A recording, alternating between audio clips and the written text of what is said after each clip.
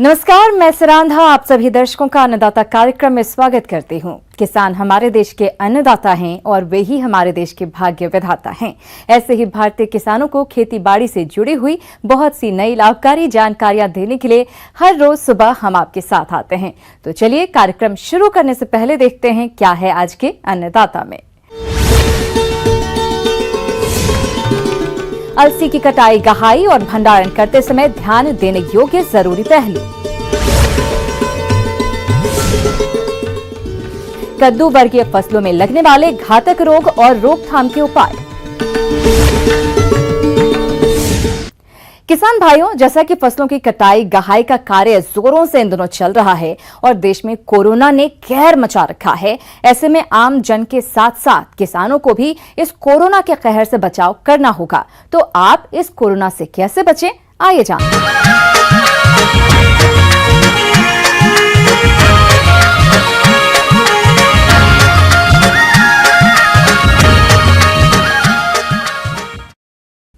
अपने राज्य में अलसी की फसल पककर कटाई योग्य तैयार हो गई है और अक्सर किसान फसल की कटाई के दौरान ही कई भूल कर जाते हैं, जिससे फसल से कम उत्पादन उन्हें मिलता है, साथ ही इसकी क्वालिटी भी खराब हो जाती है। इसलिए अलसी की कटाई से लेकर भंडारण और बाजार में बेचने तक किन किन बातों पर आप ध्यान रखें, आइए जानते हैं कृषि वैज्ञानिक डॉक्टर पीके सिंह से।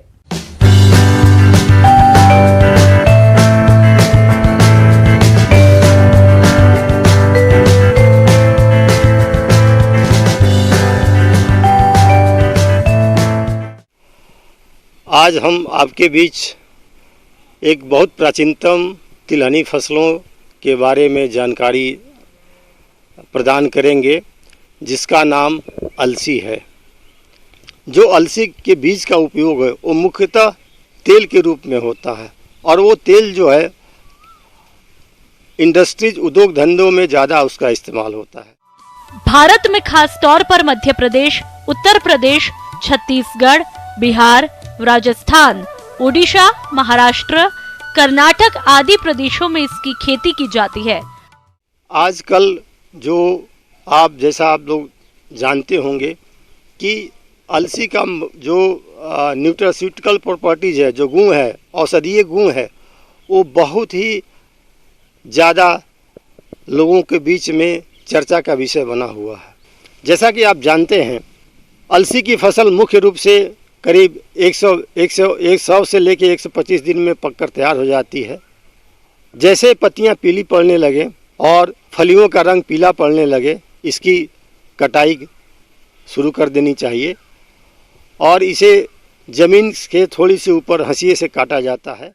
फसल की परिपक्वता की पहचान: जब फसल का रंग हल्का हरा भूरा होने लगे और पत्तियां भूरी होकर सूखने लगे तो समझे फसल कटाई योग्य तैयार हो रही है। आमतौर पर फसल की फलियां में दाने पक जाने पर फलियों का रंग भी भूरा हो जाता है। साथ ही फसल की प्रजातियों की अवधि के अनुसार फसलों की कटाई भी की जा सकती है। देर से कटाई करने पर फलियों में दाने खेत में झड़ने लगते हैं, जिससे नुकसान होता है। कटाई हमेशा तेज धार वाले औजारों से करना सही रहता है। मजदूर न मिलने पर आप इसकी कटाई कंबाइन हार्वेस्टर से कर सकते हैं। कटाई करते समय खेत में अधिक नमी नहीं होनी चाहिए, क्योंकि अधिक नमी होने पर कटाई के दौरान उपज में मिट्टी मिलने की संभावना अधिक रहती है। कटाई के बाद फसल को खेत में 1 या 2 दिन तक सुखाना चाहिए। ये जरूरी है कि कटाई के बाद ही गहाई की जाए, अन्यथा नुकसान की संभावना रहती है। कटाई के बाद देर से गहाई करने से बीज खराब हो जाते हैं और बीज बिखरने से बहुत नुकसान होता है। जब कोई कटी हुई फसल का ढेर खेत में लंबे समय तक पड़ा रहता है तो उसमें गर्मी बढ़ने से फफूंद, रोग और कीटों के लगने की स्थितियां बनती है। साथ ही बीजों के बेरंग और अंकुरित होने से बीज भी बर्बाद हो जाते हैं। इसलिए खलिहान में लाकर भी फसल को सुखाया जाना सही रहता है। खलिहान ठोस, साफ और चिकना हो, ये अच्छा रहता है। फसल अच्छी तरह से सूख जाने के बाद इससे दाने निकाल लेने चाहिए। कटी हुई फसल की मैनुअल गहाई, जैसे फसल के बंडलों को कड़क सतह पर पीटकर या फिर बालियों को किसी कड़क सतह पर घिसकर की जा सकती है। इन सभी तरीकों से अलसी के दाने बाली से अलग हो जाते हैं। दूसरा तरीका ये है कि कटी हुई फसल की अलग अलग मशीनों द्वारा गहाई की जाए। भंडारण के लिए वैसे भंडार गृह का चयन करना चाहिए जहां सीलन न हो और चूहों से अन्न का बचाव किया जा सके। किसान भाइयों, अभी तक आपने खेती से जुड़ी हुई कुछ उपयोगी जानकारियां देखी। अब लेते हैं एक छोटा सा ब्रेक, जल्द लौटेंगे और कार्यक्रम में आगे भी हैं खेती बाड़ी से जुड़ी हुई महत्वपूर्ण जानकारियां। आप बने रहिए हमारे साथ।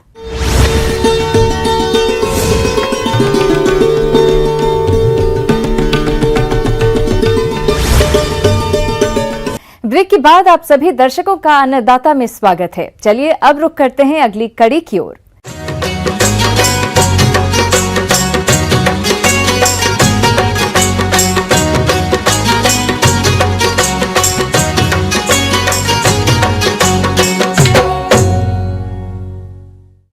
जायद में बोई गई खीरे की फसल पुष्पन और फलन की अवस्था पर है और मौसम में हो रहे बदलाव के चलते इन फसल पर कई रोग व्याधियों का प्रकोप हो रहा है, जिससे इसकी पैदावार कम हो जाती है। ऐसे में इन रोगों को पहचान कर इनका नियंत्रण किस प्रकार से करना है, इस बारे में बता रहे हैं बिहार कृषि महाविद्यालय के भागलपुर के पौध रोग विशेषज्ञ doctor Srinivas Raghavan.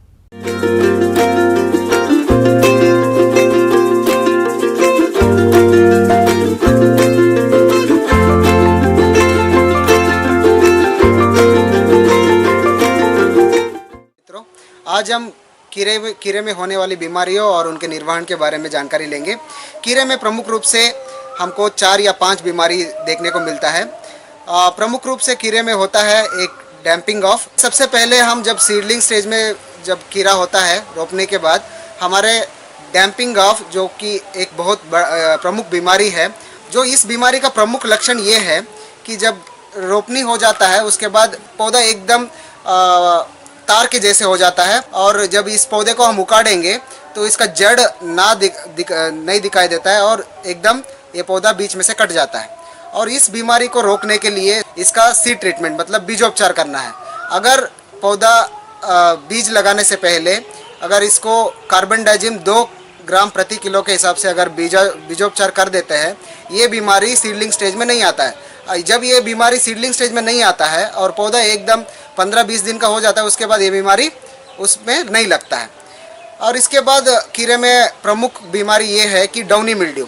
Downy mildew किसी भी अवस्था में आ सकता है और डाउनी मिल्ड्यू का ये लक्षण है कि ये जो बीमारी है, जैसे पत्तों के ऊपर पीला रंग के धब्बे दिखते हैं और इस धब्बे के नीचे अगर हम पत्ते को उलट के देखा जाए तो हमको सफ़ेद रंग का फफूंद को दिखाई देता है। ये इसका प्रमुख लक्षण है और ये लक्षण जैसे दिखता है और उसके बाद एक हफ्ते में अगर ज़्यादा आर्द्रता रहती है, नमी रहती है हमारे वेदर में, उसके हिसाब से ये बीमारी बहुत तेज़ी से बढ़ता है और कुछ ही दिनों में सारा पौधों को नष्ट कर देता है। और इस बीमारी को रोकने के लिए किसान बंधु को ये करना है कि मेटालैक्सिल MZ मतलब एक फफूंदनाशी है, इसमें 2 फफूंदनाशी का मिश्रण है, एक मेटालैक्सिल और मैंकोजेब। इस फफूंदनाशी को 1 ml प्रति लीटर के हिसाब से स्प्रे करना है और इसको 15 दिन के बाद फिर से रिपीट करना है। ये बीमारी ये है कि ये पाउडरी मिल्ड्यू है, ये भी एक फफूंद से आने वाली बीमारी है। पाउडरी मिल्ड्यू का जैसे नाम बोला जाता है, पाउडरी मतलब पत्तों के ऊपरी हिस्से में एक पाउडर जैसा फफूंद की दिखाई देता है और ये एकदम से बहुत ही कम दिनों में इसका बीमारी का प्रकोप बहुत ज़्यादा बढ़ जाता है और सारे पौधे ऐसे लगता है कि कोई भस्म से छिड़का हुआ हो। इस तरह के अगर बीमारी का लक्षण हम 1-2 पत्ते में दिखता है तो सल्फर का इस्तेमाल ना करें। इससे अलावा और कोई भी फफूंदनाशी जैसे कि हेक्साकोनाजोल या कॉपर ऑक्सीक्लोराइड का इस्तेमाल करें। कॉपर ऑक्सीक्लोराइड का अगर किसान बंधु इस्तेमाल करेंगे, ये 3 ग्राम प्रति लीटर के हिसाब से पानी में घोल करके इसका छिड़काव करें। प्रमुख बीमारी ये है कि ये येलो मोज़ाइक इसको बोला जाता है और कुकुम्बर मोज़ाइक भी इसको बोला जाता है। ये एक विषाणु है, वायरस से फैलता है और ये बीमारी प्रमुख रूप से कीड़ों से फैलता है, खासकर सफ़ेद मक्खी, वाइट फ्लाई जिसको कहा जाता है। इसलिए किसान बंधुओं को ये ध्यान रखना है कि सफ़ेद मक्खी का पॉपुलेशन अगर हम कंट्रोल किया जाए तो विषाणु का प्रकोप भी हमको कम कर सकते हैं। सफ़ेद मक्खी को कंट्रोल करने के लिए इमिडाक्लोप्रिड 17.8 SL दवाई को 3 लीटर पानी में 1 ml दवाई को घोल करके छिड़काव करना चाहिए। अगर इमिडाक्लोप्रिड की अवेलेबिलिटी नहीं हो, मेथाक्साम नामक एक कीटनाशी है, उसका आधा ml प्रति लीटर पानी में घोल करके छिड़काव करना चाहिए। किसान भाइयों, कद्दू वर्गीय सब्जियों में लगने वाले रोगों के प्रभावी नियंत्रण के लिए इनका समेकित रोग नियंत्रण जरूरी है, जिसके तहत सबसे पहले है रोगरोधी किस्मों का चयन। हमेशा रोगरोधी किस्मों की बुवाई करना सही रहता है। साथ ही बुवाई के पूर्व बीजों को फफूंद नाशक से दवा से उपचारित करें। जहां तक हो सके खेत के खरपतवारों से मुक्त रखें। रोग ग्रसित पौधा दिखाई देने पर उसे उखाड़कर नष्ट कर दें। रोगों की अधिकता होने पर सही फसल चक्र को अपनाएं। रोगवाहक कीटों की रोकथाम के लिए कीटनाशक दवा और चिपचिपे प्रपंच का प्रयोग करें। इस प्रकार कद्दू वर्गीय फसलों में रोगों का नियंत्रण आसानी से कर सकते हैं। आगे और भी हैं खेती बाड़ी से जुड़ी हुई बहुत सी रोचक जानकारियां, पर यहां पर रुकेंगे एक और ब्रेक के लिए। जल्द हाजिर होते हैं।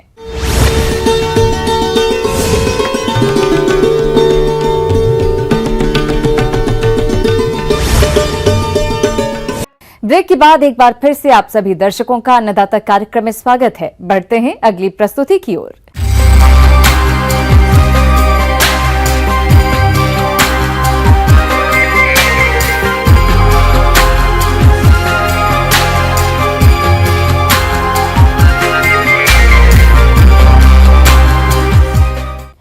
किसान भाइयों, रबी की अधिकांश दलहनी फसलें परिपक्व हो चुकी हैं और आने वाले समय में इसकी कटाई का काम चालू होगा। और इसके बाद अक्सर किसान कटाई करके उपज या तो बेच देते हैं या फिर उसे भंडारित करते हैं, और यहीं किसानों से कुछ न कुछ चूक हो जाती है, जिससे भंडारण के दौरान किसानों को काफी नुकसान होता है। ऐसे में किसान उपज का सुरक्षित भंडारण किस प्रकार से करें, इस बारे में बता रहे हैं बिरसा कृषि विश्वविद्यालय जिला रांची के कीट वैज्ञानिक डॉक्टर दीपक कुमार जायसवाल।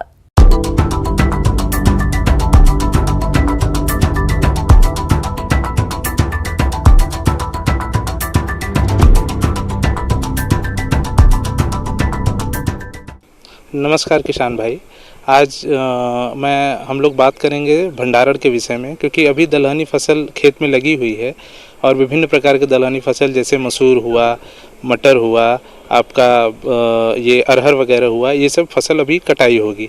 तो कटाई के उपरांत सबसे बड़ी हमारे लिए चुनौती होती है, किसान भाइयों के लिए चुनौती होती है उसका संरक्षण। क्योंकि फसल उत्पादन तो अच्छा हो जाता है, बहुत मेहनत करते हैं, उत्पादन अच्छा हो जाता है, लेकिन उसको बचाना भी हमारे लिए एक बड़ा ही महत्वपूर्ण कार्य होता है। देश के कुल उत्पादित खाद्यान्नों का 72.5% भंडारण किसानों के घरों में पुरानी एवं परंपरागत विधाओं से अनाज भंडारण किया जाता है, जबकि 27.5% सरकार वैज्ञानिक भंडारण भविष्य की आवश्यकताओं के मद्देनजर वैज्ञानिक ढंग से करती है। फसलों की कटाई के बाद अनाज को विभिन्न स्तरों पर क्षति होती है। भौतिक रूप से अधिक ताप या नमी से अनाज को नुकसान होता है, जिससे अनाज की पौष्टिकता में कमी आती है। आमतौर पर कीड़ों द्वारा 2.55%, कटाई मढ़ाई द्वारा 1.68%, सूक्ष्म जीवाणु एवं नमी से 0.68%, चूहों द्वारा 2.50%, पशु पक्षियों द्वारा 0.85%, यातायात से 0.15% तथा प्रसंस्करण से 0.92% क्षति होती है। इस प्रकार लगभग भंडारण ठीक प्रकार न हो पाने के कारण अनाज का लगभग 10% का प्रतिवर्ष नुकसान देश में होता है। तो भंडारण मुख्यतः दो वजह से किया जाता है, एक खाने के पर्पज से, उपभोग के लिए, और दूसरा होता है बीज के पर्पज से। तो जैसा कि हमको पता है कि जो हम बीज के लिए हम रख रहे हैं उसमें तो हमको बहुत आसानी रहती है कि भाई हम उसमें कोई भी केमिकल इंसेक्टिसाइड और कोई भी पेस्टिसाइड मिला सकते हैं, लेकिन जब हम उपभोग के लिए करते हैं तो उसमें हम नहीं मिला सकते हैं, क्योंकि हमको उसको डायरेक्टली हम उसको खाते हैं, उसको हम यूज करते हैं दाल के रूप में और भी विभिन्न तरह से, तो उसके लिए हमको ध्यान बरतना होता है। तो ये जो भंडारण की प्रक्रिया है वो शुरू हो जाती है खेत से ही। मुख्यतया जो नुकसान पहुंचाते हैं वो होते हैं कीट, कीटों में 4 अवस्थाएं होती हैं। होता है उसमें एग, लार्वा, प्यूपा और एडल्ट। तो किसान भाई क्या होता है कि जब भी बोरा वगैरह जिसमें वो संरक्षित करते हैं उसकी सफाई अत्यंत आवश्यक है, क्योंकि उसमें जो उसका होता है प्यूपल स्टेज वो उसमें पड़ा रहता है, जिसको किसान भाई आँख से, हम भी कोई आँख से उसको नंगे आँख से नहीं देख सकते हैं। तो जब हम उसको सुखा देते हैं या उसको धूप में हम 24 घंटे 48 घंटे के लिए जब हम रख देते हैं तो उससे हमको ये फ़ायदा होता है कि उस पर जो प्यूपा होते हैं, जो उसका रेस्टिंग स्टेज होता है, उसकी मृत्यु हो जाती है। और जब हम उसमें भर करके ले आके जब हम उसको कहीं भी रखते हैं, संरक्षित करते हैं, तो उसकी आयु बनी रहती है। दूसरी चीज़ होती है, मुख्यतया दलहन में विभिन्न तरह के घून और भृंग कीट वगैरह लगते हैं, तो उसके लिए हमको सफाई सबसे बड़ा आवश्यक चीज़ है। दूसरा आवश्यक चीज़ है उसको सोलराइज करना, मतलब धूप में अपने दाने को सुखाना। अगर उसमें किसी भी तरह का नमी है दाने में, हमारे चाहे दलहन हो, चाहे धान हो, चाहे गेहूँ हो, कोई भी फसल हो, जब हम संरक्षण के लिए जाते हैं, जब उसमें नमी रहती है तो उसमें विभिन्न तरह की कीट के साथ साथ उसमें बहुत तरह के जो फंगस है, बहुत तरह के जो उसमें वो भी अटैक होते हैं, जिसकी वजह से उसकी क्वालिटी और ख़राब हो जाती है, जिससे कि वो मार्केट में उसका डिमांड कम हो जाता है और उसका हमको जो मिलना है पैसा प्रति किलो वो बहुत कम हो जाता है। इसलिए इन चीज़ों का ख्याल रखने से हमको 2-3 फायदे होते हैं। अनाज भंडारण के पूर्व ध्यान दें, भंडारण गृह या गोदाम को साफ सुथरा कर दीवारों को चूने से पुताई करें। भंडारण घर का फर्श धुलकर अच्छे प्रकार से सुखा लेना चाहिए। दीवार, फर्श, छत को कोई छेद या दरार नहीं होना चाहिए। यदि है तो मरम्मत करें। भंडारण घर की सफाई के साथ कीटों के संक्रमण से मुक्ति कर लें। इसके लिए मेलाथियान 50 EC 1 मिलीलीटर प्रति 1 लीटर पानी में घोलकर घोल की 3 लीटर मात्रा से 100 वर्ग मीटर क्षेत्र की पुताई या छिड़काव करें। पुराने खाली बोरे, दीवारें, फर्श, पट्टियों, लकड़ी के तख्ते आदि कीटनाशक से छिड़काव द्वारा कीट संक्रमण से मुक्त करें। भंडारित अनाज को भली प्रकार साफ कर लें। अनाज, भूसा, धूल, खरपतवार से मुक्त तथा कटा पिटा अनाज भी अलग कर लें। अनाज को कड़े धूप में सुखा लें और ठंडा करके भंडारित करें। भंडारित अनाज में 10 से 12%, दलहन में 8 से 10% और तिलहन में 8 से 10 से नमी होनी चाहिए। एक चीज़ और आवश्यक है कि जब भी हम रखते हैं बोरे के रूप में, बोरे में इन दलहनी या किसी भी फसल को, तो उसमें हमेशा जगह बना करके रखें, जिससे कि वायु का आदान प्रदान बोरों के बीच में होता रहे। और दूसरी चीज़ कि जब भी हम बोरों में उसको रखते हैं तो गांव में हम लोग बहुत पहले से देखते आ रहे हैं कि जैसे करंज की पत्ती हम रख दिए, नीम की पत्ती रख दिए, हल्दी का गांठ वगैरह भी हम रख देते हैं, तो उससे भी कीट भागते हैं। लहसुन और प्याज को भी हम गांठ के रूप में उसके अंदर डाल देते हैं, तो उससे कीट क्या है कि उसके बोरों के अंदर नहीं आते हैं और जो उनके जो प्यूपल स्टेज है या लार्वल स्टेज है उनकी मृत्यु हो जाती है। तो ये भी एक उपाय होता है। दूसरी बात आती है, जब भी हम करते हैं बीज के पर्पज़ से, बीज के उद्देश्य से जब हम किसी दलहनी फसल का संरक्षण करते हैं तो उसमें हम किसी भी तरह का इंसेक्टिसाइड या हम धूम्र के सहयोग से हम उसको बचा सकते हैं। इसके लिए बहुत सारी चीज़ें उपलब्ध हैं। किसान भाइयों को बाज़ार में जाते हैं और बहुत सारे कीटनाशक उपलब्ध है, जैसे डेल्टामेथ्रिन हुआ और बहुत तरह के HCN हो गया, तो उनके गोली के रूप में आते हैं, जिसको हम कॉटन के कपड़े में बांध करके उसमें हम डाल देते हैं, जिससे हम लंबे समय तक उसका हम संरक्षण कर सकते हैं। बेहतर है कि अगर हम जो भी बोरे रखने वाले हैं उसके नीचे प्लास्टिक का एक लेयर, एक शीट बिछा दें, या अगर हमारे पास उपलब्ध है तो सबसे बेहतर है कि लकड़ी का हम कोई उस तरह का उसको ऊँचा स्थान, ज़मीन से उसको हम थोड़ा ऊँचा रखें, जिसकी वजह से उसमें नमी न आने पाए। वहाँ पर उसके बाद हम बोरों का भंडारण करें, जिससे कि सुचारू रूप से हम भंडारण कर सके।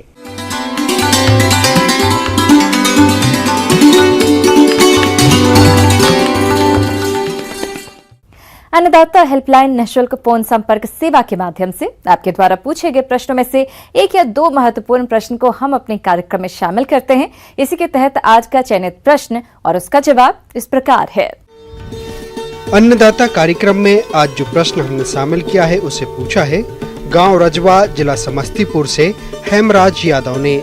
आपने बोरो धान की फसल में किए जाने वाले प्रबंधन कार्यों पर जानकारी चाहिए है।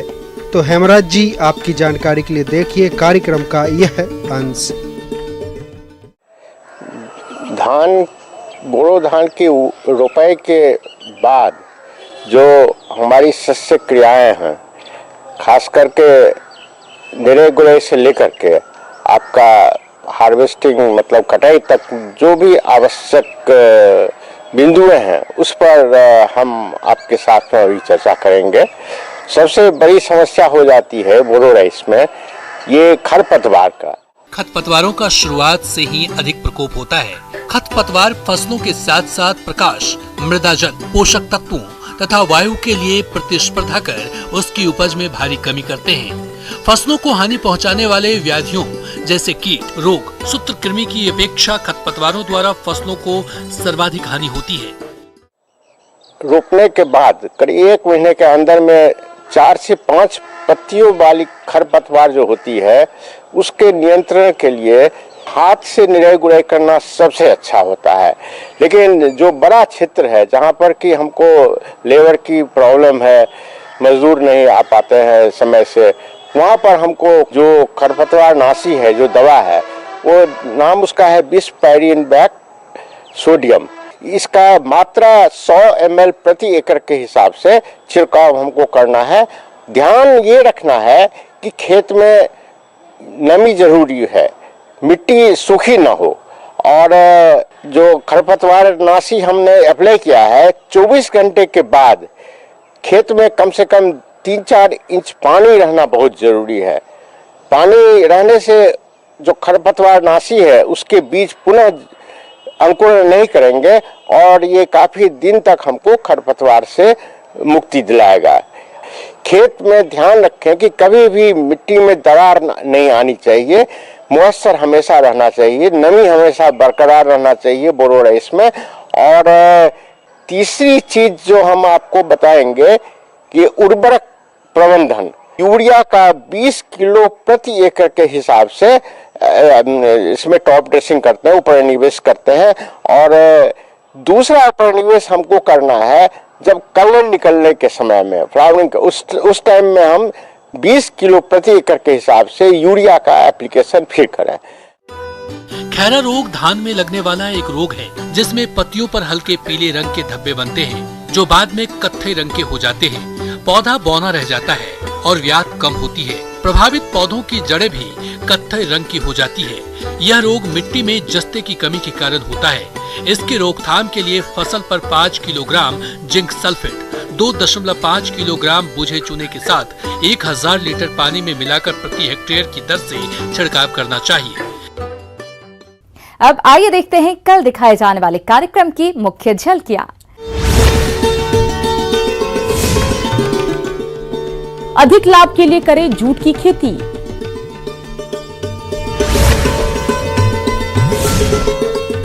कद्दू वर्गीय फसलों में नेमाटोड की समस्या और रोकथाम के उपाय। किसान भाइयों, अन्नदाता आपकी सेवा के लिए संकल्परत है। कृषि संबंधित समस्या और सुझावों के लिए आप हमें इस पते पर संपर्क कर सकते हैं। प्रोड्यूसर अन्नदाता, news 18 Bihar Jharkhand, Ramoji film city, Hyderabad 501512।